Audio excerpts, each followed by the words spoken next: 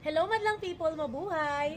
Ayan, papakita po namin ngayon ni Kuya Judge TV yung ating mga brand new 2 wheels e-bike at price starts po tayo ng 300 pesos. Makakakuha ka na ng bago at magandang pang service mo sa araw-araw gaya po niyan.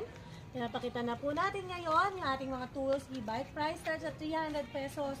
Magkakaroon ka na ng bagong pang service sa araw-araw.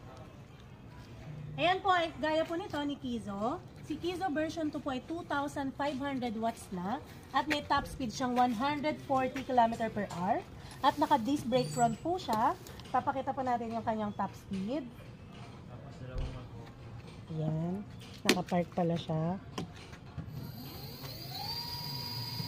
Oh, 148 km per hour po ang kanyang top speed. At naka-disc brake na po ang harap at likod nito. Kaya perfect na perfect po.